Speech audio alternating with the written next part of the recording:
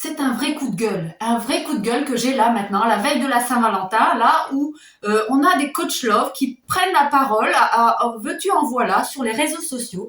Et j'étais tranquillement assise en train de boire un café après une journée de coaching, boire un café et manger du 4 quarts, oui, pour préciser un peu la vraie vie des coachs. Parfois on s'assoit, on boit et on mange du 4 quarts, la vraie vie. Et là j'entends sur mon téléphone, je zappe aussi comme tout le monde, et une vraie problématique, qui n'en est pas une, et qui me met dans une colère profonde, et je vais vous la partager, cette colère, parce que ne vous laissez pas avoir. Le sujet qui s'affiche et qui m'attire, qui attire mon attention, l'asymétrie conversationnelle. Donc c'est un coach love, réputé, connu, etc., qui parle d'asymétrie conversationnelle. Ça m'interroge dans mon cerveau, moi qui est Manip Radio, qui fait des radios, des scanners, des IRM, et qui est aussi coach de performance et coach de lettres. Et là, je me dis, mais c'est quoi ça, asymétrie conversationnelle? J'ai jamais entendu parler. Et là, je découvre le sujet profondément, qui plonge profondément dans la peur, les amoureux, les personnes en couple, et qui n'a plus rien à voir avec du coach love, coach amour. Coach love, c'est coacher des amoureux pour que les gens soient heureux en amour. Là, c'est coacher pour qu'ils se fassent la guerre. Prenez des joueurs de boxe, je sais pas, mais il y a un problème, il y a vraiment un problème, et ça m'interpelle vraiment. Et voilà pourquoi je prends la parole. Cette veille de Saint-Valentin, c'est significatif quand même. Demain, c'est la Saint-Valentin, et on lance une vidéo sur l'asymétrie, je sais même plus en parler, l'asymétrie conversationnelle. Alors, j'accompagne aux surcharges mentales. J'accompagne aux personnes qui viennent me voir, et d'autres coachs comme moi aussi de l'Institut des neurosciences, on accompagne pour remonter la pente, pour que les personnes puissent remonter la pente. Et là, je découvre des sujets pour faire descendre la pente. On n'est pas au ski. Là, même si on est en février, nous, on veut pas faire descendre la pente. Nous, on a des tire-fesses pour remonter la pente, pour que les personnes ne soient pas ni dans la honte, ni dans la culpabilité. Et là, on nous pond des sujets. Il y a les réseaux sociaux, donc ça tourne, et avec des sujets qui sont pas des sujets tire-fesses, mais qui sont des sujets descente de pente. Comment plonger les personnes dans la tristesse, la dépression, les conflits amoureux, je vais vous le dire. L'asymétrie conversationnelle est soi-disant qu'il n'y a pas de symétrie dans la conversation. C'est-à-dire que dans les messages reçus par les deux personnes, il n'y aurait pas une symétrie. Je ne crois pas qu'il y ait besoin d'avoir une symétrie, sinon il n'y a plus de spontanéité, il n'y a plus de créativité. La personne, elle est libre, qui reçoit le message, soit déjà elle a une liberté de choix, de réponse, et une liberté de temps quand même. On va pas lui gérer son temps si elle doit répondre dans les 3 minutes. C'est pas un job, c'est un couple, c'est des gens qui sont amoureux, qui s'aiment, qui se respectent l'un l'autre quand même. Mais les notions de respect dans le couple, les notions de partage, les notions de gentillesse, de patience, qui sont des notions fortes pour construire un couple sain et serein.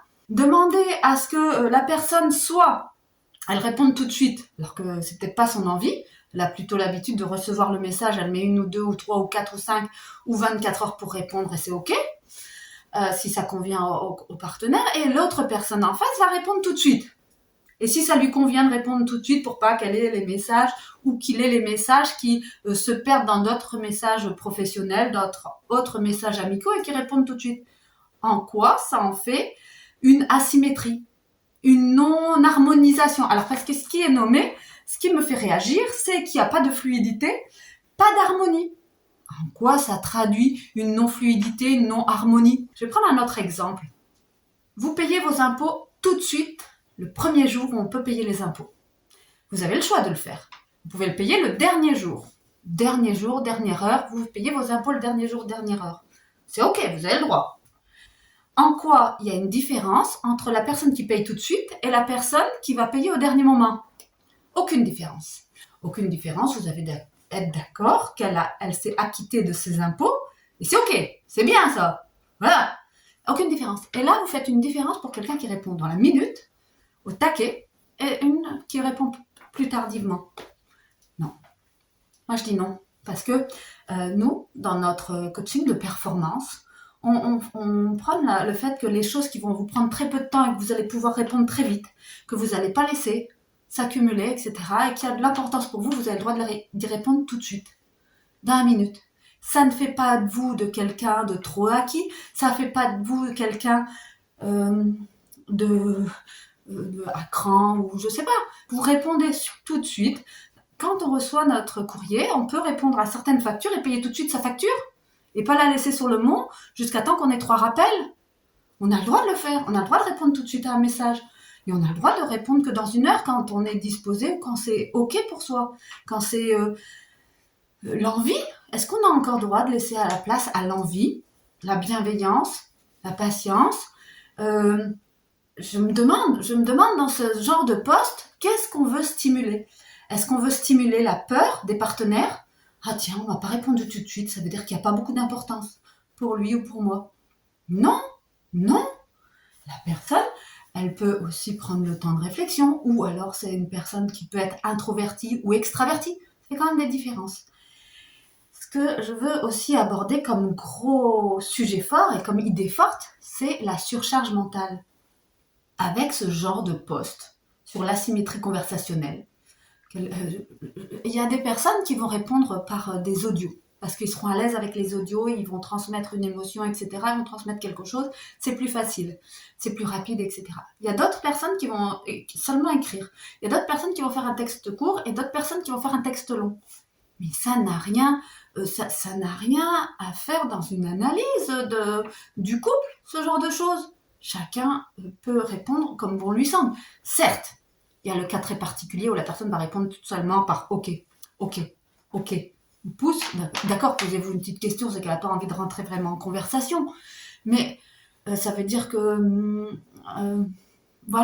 réponds pas, elle a le droit là. Et le silence est aussi parfois une réponse. Est-ce qu'on a le droit de parfois ne pas donner de réponse tout de suite? Est-ce qu'un silence est aussi une réponse? Et on a le droit de parfois garder le silence? Vous savez, dans certains mariages, on dit gardez le silence jusqu'à temps que la mort vous s'en suive. Gardez le silence. Parlez tout de suite ou taisez-vous à jamais. Alors, ce que je veux dire, mon profond coup de gueule, c'est que nous, on reçoit beaucoup de personnes qui sont en surcharge mentale. Mais pour donner des bêtises pareilles, parce que ça, la symétrie conversationnelle, jusqu'où on va aller, quoi.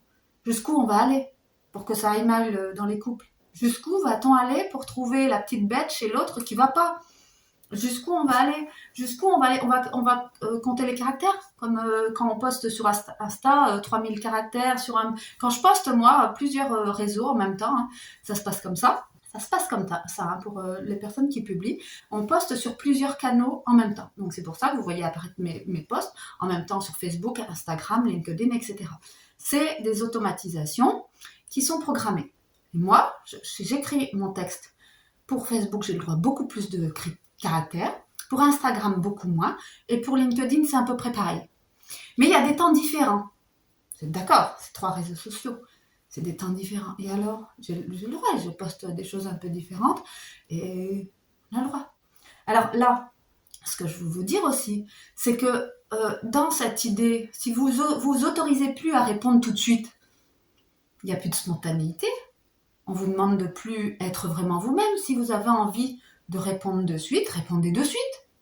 La personne en face, elle s'adaptera avec ça, mais ça fait pas de vous quelqu'un de pas bien. Et la personne qui n'a pas envie de répondre tout de suite, elle a le droit de pas répondre tout de suite. Il parle de communication asymétrique. Je voudrais dire quelque chose avec humour. Hein. L'homme et la femme sont profondément asymétriques, vous êtes d'accord? Ou je vous fais un dessin? L'homme et la femme sont profondément asymétriques. Nous sommes tous différents. Nous allons avoir des besoins et des modes de mise en place, de fonctionnement différents, ce qui est confortable pour nous. Est-ce qu'on s'interroge à un moment, la personne, si elle a le droit de répondre, et que ce soit confortable pour elle, que ce soit nous, et si elle a envie de mettre 10 mots et l'autre personne 100 mots, ben ok, laissez-les faire. Ça fait en rien quelque chose de grave, mais on va pas faire la guerre.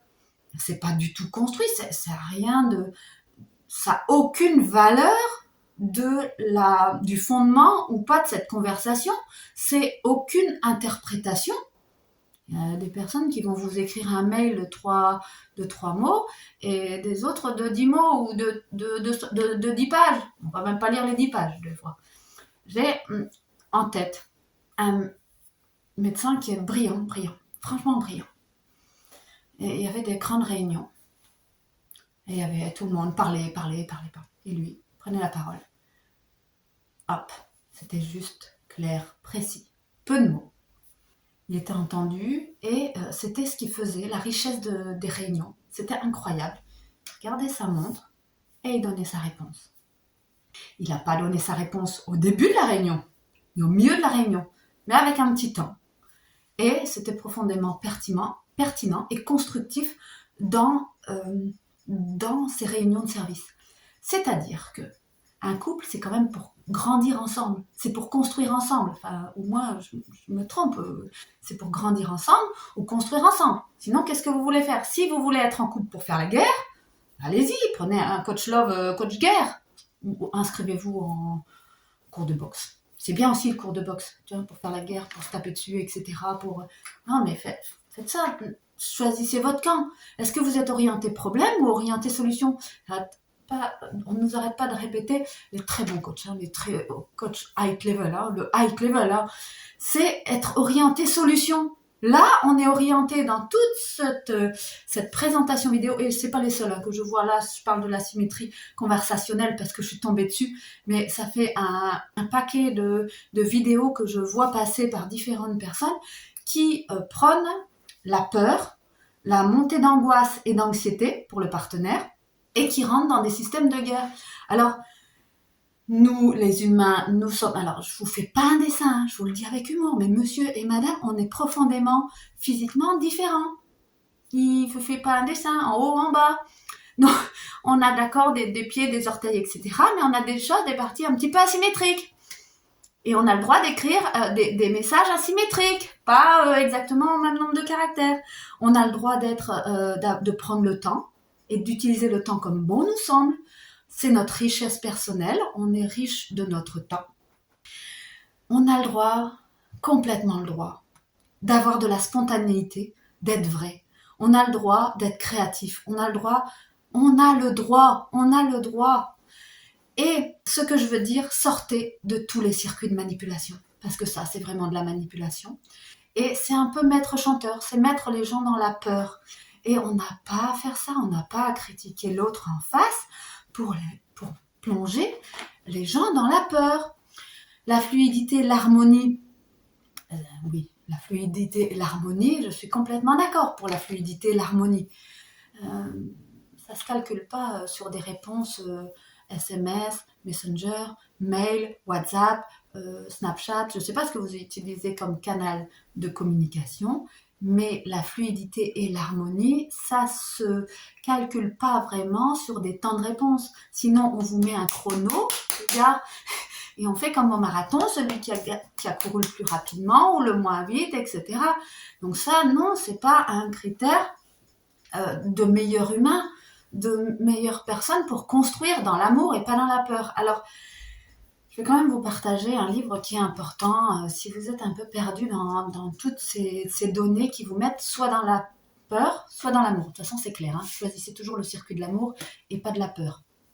Sinon, vous entretenez ces circuits de peur et d'angoisse et d'anxiété. Pour comprendre et apprendre l'art des relations, il y a un livre qui s'appelle La maîtrise de l'amour, qui a été édité et qui a été écrit par Don Miguel Ruiz en collaboration avec Janet Mills. Don Miguel Ruiz, si ça vous parle, si vous faites du développement personnel, c'est celui qui a écrit les 4 accords Toltec, puis le 5e accord Toltec, donc certainement que ça vous parle dans les postes de développement personnel. Alors ça, c'est quelque chose de très bien, les 4 accords Toltec. Le livre, il s'appelle La maîtrise de l'amour, apprendre l'art des relations.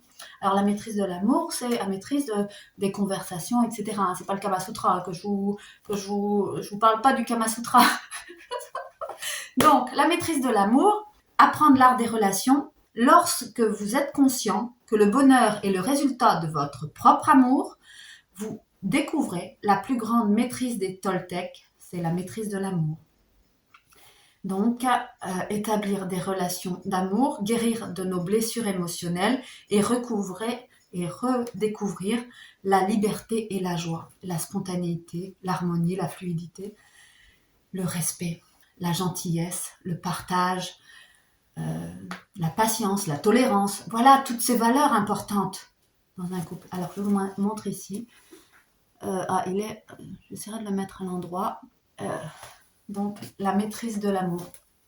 Les kata Toltec, comme vous voulez. C'était vraiment le coup de gueule. Coach Love, Coach Guerre, choisissez votre camp, mais surtout, vous faites pas manipuler.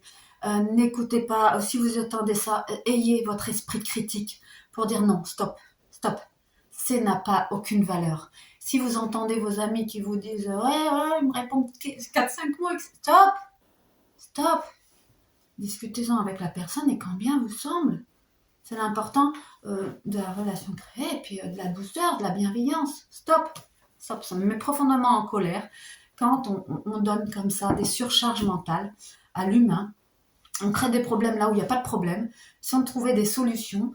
Soyons des apporteurs de solutions plutôt que des apporteurs de problèmes. Et là, franchement, l'asymétrie conversationnelle, c'est un faux problème. C'est vraiment un faux problème. Vous emmerdez pas avec ça. Alors je vais vous dire, vous emmerdez pas avec ça. L'asymétrie conversationnelle. Mais bon, allez, on va parler de géométrie, les triangles asymétriques. Non mais attendez, stop, stop. Allez, je vous adore. Profitez de la vie, qu'elle soit belle et douce à vous tous. Et on sort de la peur et on rentre dans l'amour. Allez, bye bye. Prenez soin de vous, les gagnants. Bye.